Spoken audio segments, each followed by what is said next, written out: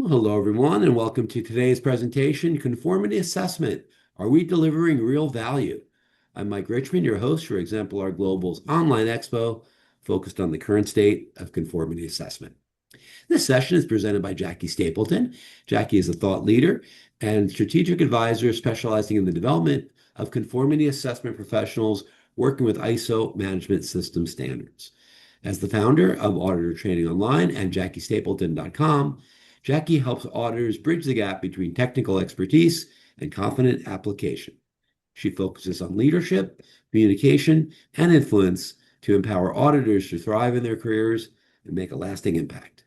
In this presentation, Jackie is going to offer us some insight into how we can all deliver more value and impact as professionals. And with that, Jackie, thanks for joining the expo and take it away. Thank you, Mike. I sure will. Okay. I'm going to open with a question, I guess, or more so, I'm introducing you to my son, Isaac.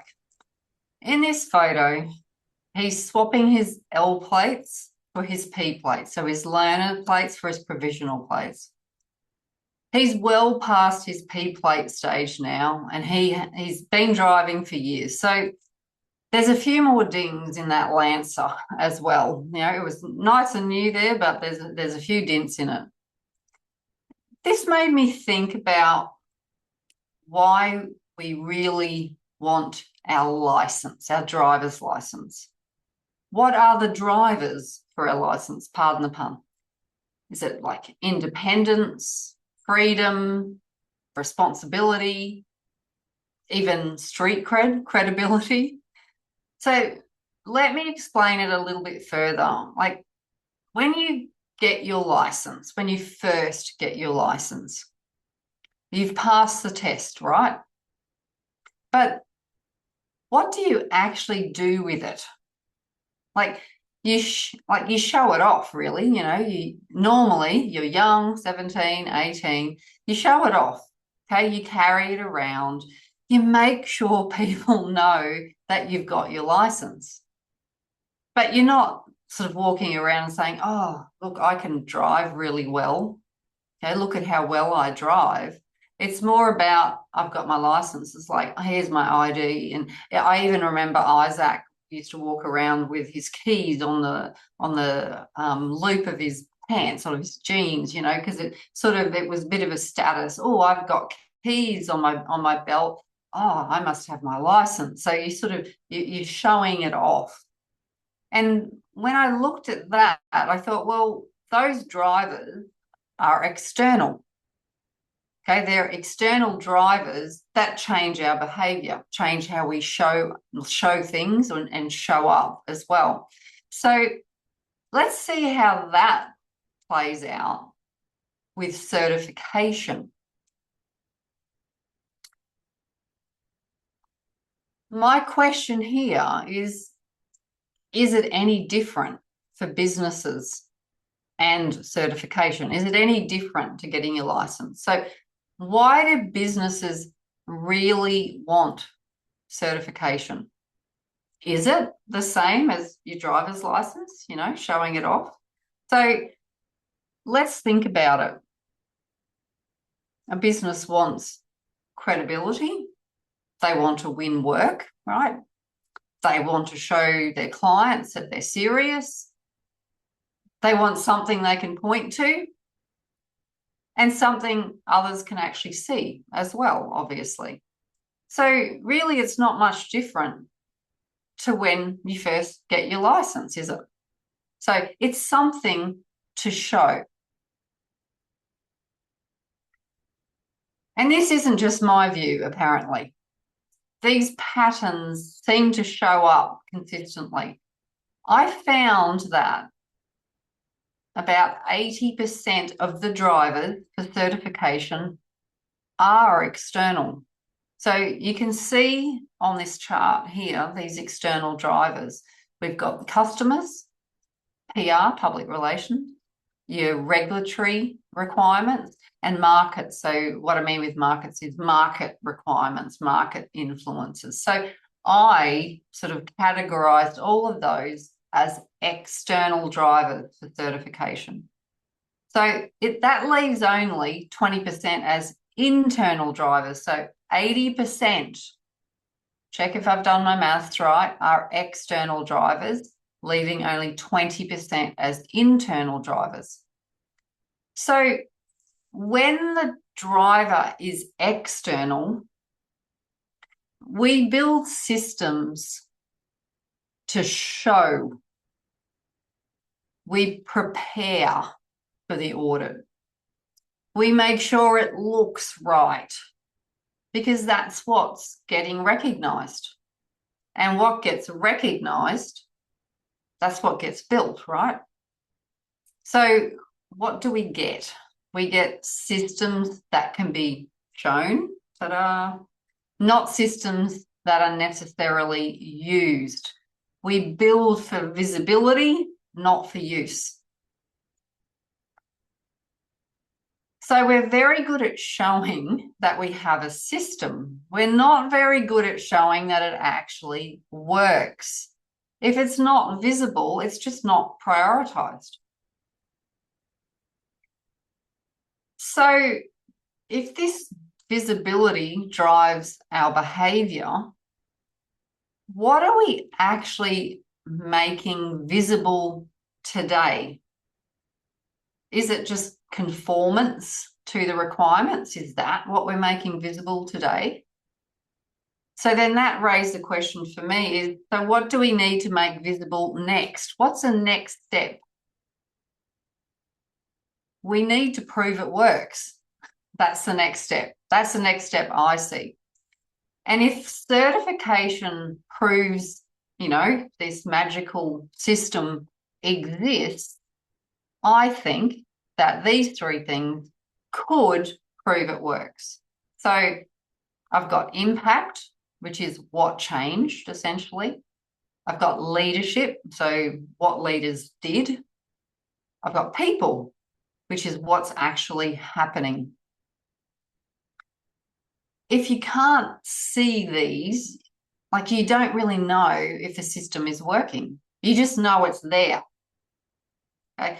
And I'll explain each of these in a bit more detail shortly. But first, I just want to be clear, because it does seem like I'm asking a lot of questions because I'm certainly not here, or I don't have all the answers. I'm not here to say I have all of the answers. What I'm really doing is just putting these thoughts out there for you to consider and take on board. It's just provoking some thoughts and considerations, because I think with all of us, we can make a difference together. So the first one is impact. Impact is not activity. It's not just having a procedure. It's not just passing an audit. Impact is what has actually changed because the system exists in the first place. It's the result. It's the outcome. Okay, so that's what I'm referring to with impact. I'm going to share a bit of a different example here. I'm going to show you, this is secret business, my social media planner. Well, it's the dashboard from my social media planner, my own personal planner. So I'm just going to, it'll flick through on its own and I'll try and explain as we go. So you'll see that at the top section, it's all about tasks, like tasks completed, tasks due, tasks that are coming up. Okay, if you'll flick through all of that section, it all looks good, right? Everything's being done. We've got this data that these tasks have been done, all the different types. But then when we get to the bottom here, it's coming up shortly, you can see a couple of charts there talking about engagement. This is the only part of this dashboard that tells us if any of that previous stuff actually did anything, actually worked. We can complete every task on that board, all of those higher level charts, we can complete all of those and we can celebrate and say, tick, tick, tick. Oh, great. Congratulations. We've completed all of these tasks. Happy days. We get a tick, we can celebrate.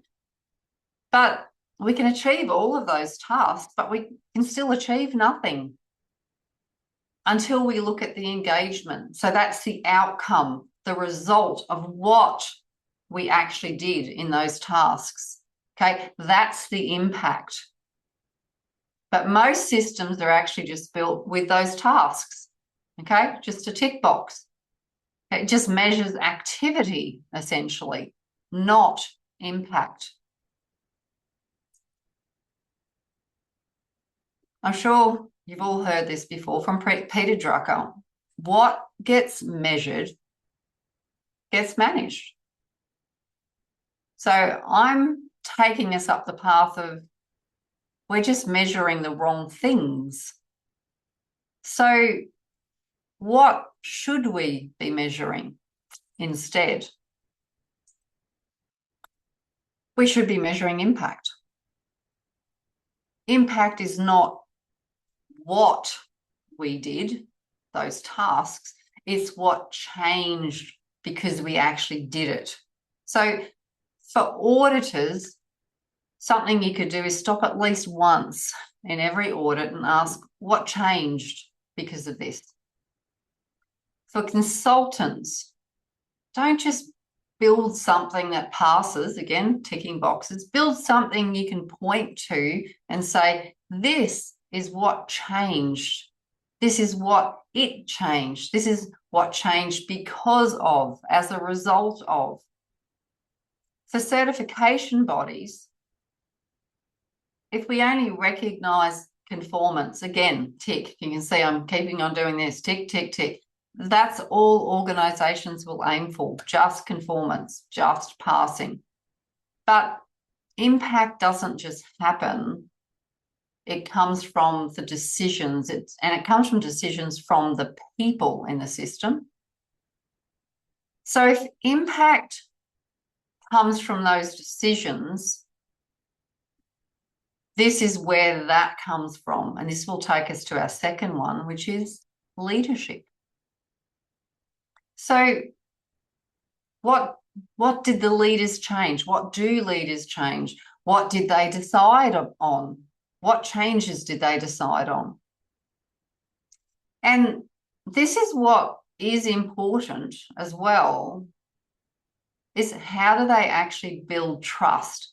And this is a big one for me. Do they actually follow through? Okay, trust isn't what leaders just say, it's what they do, and it's what they consistently do. I've seen this play out in a business I worked in. Still emotionally scarring for me, to be honest. And I thought this aligned really well. There were two shareholders. They'd show up once a year, okay, maybe twice. You know, I might be over-exaggerating, definitely not more than twice. And when they showed up, they had a lot to say. And it wasn't always nice. We need to cut costs. Not always supportive, maybe is a better word. We need to cut costs. We need budgets. We need more control. And then everyone just reacted and we ran everywhere like scared little mice. And then those two shareholders just left. End of financial year passed or the end of year passed. Nothing changed. Plenty was said, but nothing actually changed. So that to me is leadership that's visible, but it's certainly not active. So when we say show leadership in action, what we're really asking is, well, what did leaders change? What did they decide? And this is a big one, and did they actually follow through, or did they just come in like these two shareholders and drop a grenade and then leave again?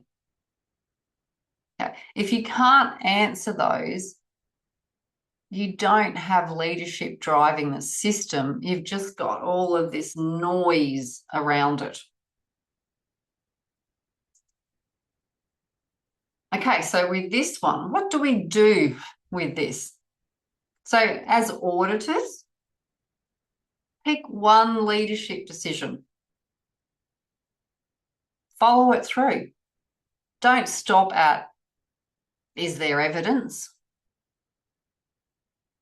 Go a bit further to what changed because of it. And for consultants, don't just build systems that pass, again, tick. Build one like decision loop that leaders will actually use, something they keep coming back to, something that drives action, something that they can actually get excited about.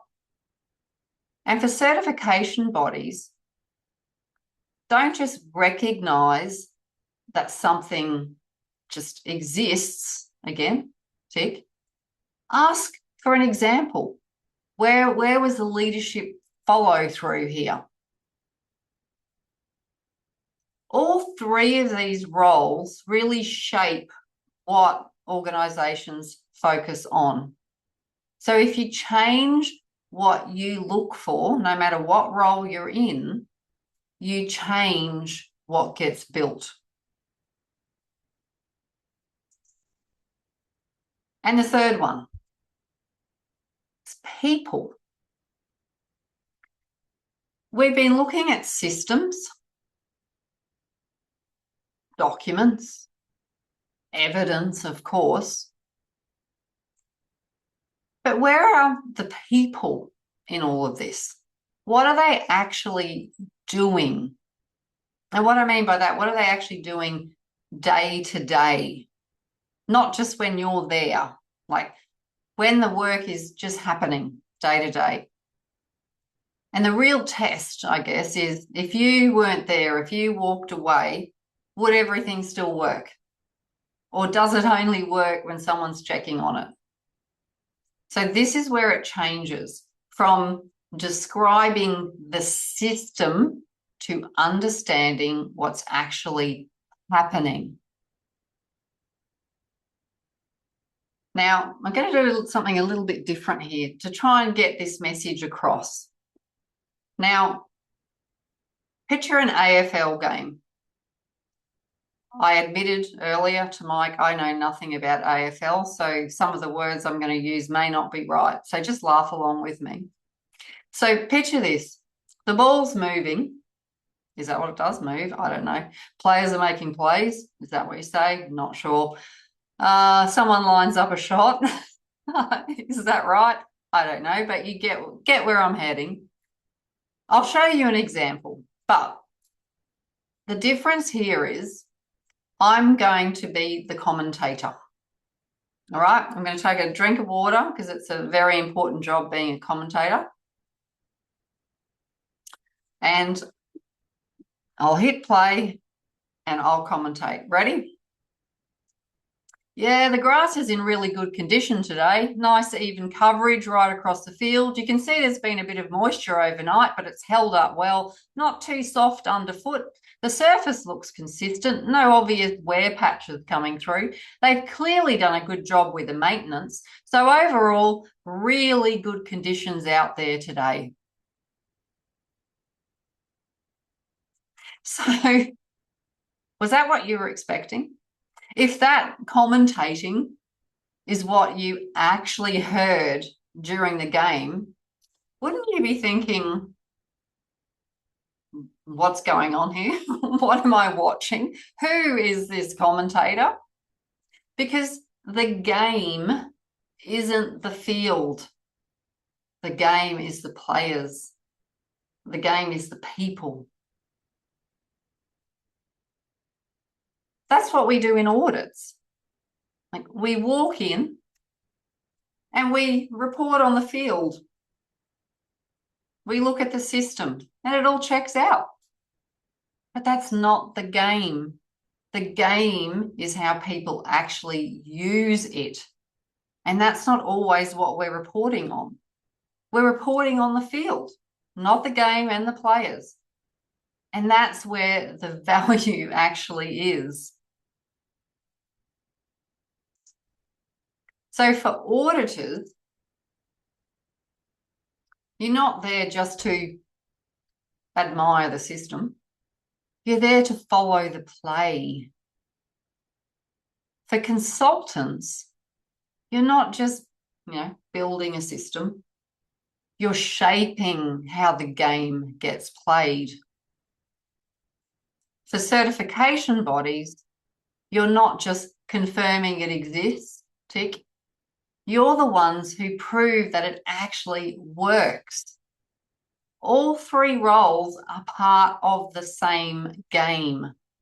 If one of them stays focused just on that field, the whole thing misses the point. So to wrap this up, impact is what changed. Leadership is what leaders did or what they're doing. People is what's actually happening. And if you can't see these, you don't know if it works. You just know it is there. You know it exists. We've gotten very good at proving something is there, but not very good at proving it actually works. So to me, the point, what is the point, is what are you actually going to do differently? You can keep auditing for conformance. You can keep checking. You can keep confirming, keep proving it's there, or you can start proving it works. That's the change. That's the shift. It's the same standards we're looking at, the same roles, just a different focus. So if you're going to do this and you're going to do it with me, let's just start with one thing.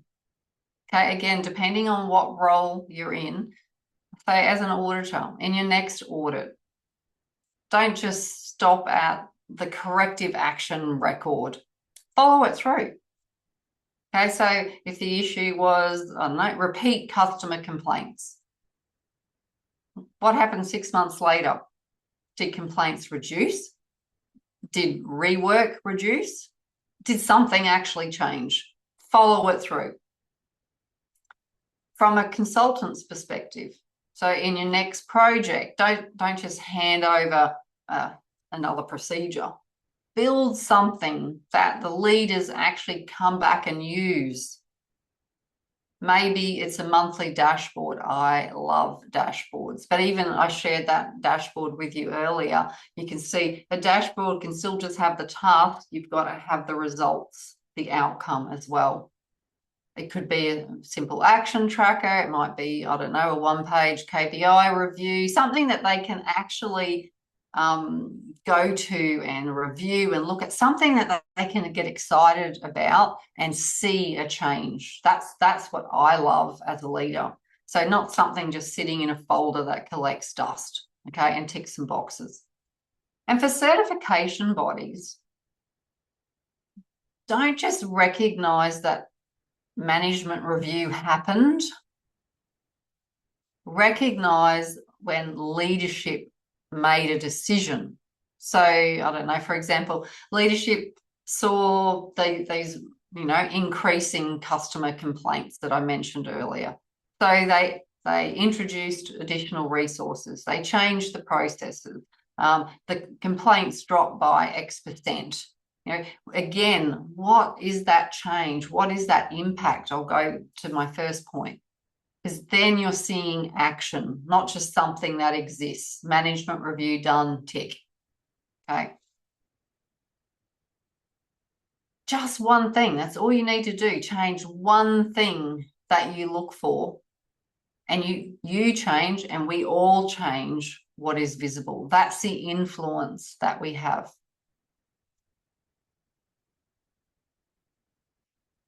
just to finish off, we've been measuring what's easy. These are my thoughts, remember? I'm just here to influence and get you to start thinking about what this might look like for you. But I think we've been measuring what's easy. Again, what's visible, what can be counted. That's the easy stuff, right? But not everything that can be counted actually counts. And that's the difference here. So we need to start proving that it works. I am happy to hear what you're thinking after that. I know I'm putting a lot of stuff out into the world for you to think about and consider. I'd love to hear what you'd be doing differently now. What thoughts have I provoked in your head? What have you seen out there that's different? But in the meantime, you can connect with me on LinkedIn by scanning that QR code. You can go to my own personal website there, the pretty pink one, or of course, Auditor training online as well. Pick which one suits you. Anywhere you'll be able to find me. And yeah, I'd love to hear from you and hear your experiences and questions as well. Thank you. Thank you so much for listening. Well, thank you, Jackie. Excellent job as always on your presentation. And I think that was a really superior look at delivering value within the conformity assessment industry. And by the way, Jackie, you are now my favorite sports commentator. I have to say that. That was much more interesting than most of the sports commenters that I listen to. So good job with that. So thanks for that. For Thank those you. of you watching this pre-recorded session, if you have questions, as Jackie mentioned a few slides ago, or one slide ago, you can reach out to Jackie directly, or you can reach out to us at info@exemplarglobal.org, and we'll get your questions right over to Jackie. Before we close the session, of course, I want to remind you that we have a lot of other great sessions here at the Expo. We encourage you to check them out and claim your CPD for that session as well as this one. So thanks again for joining us, Jackie. Great job. Thank you. And we'll see you again at the next session here at Exemplar Global's Expo. So long. Thank you.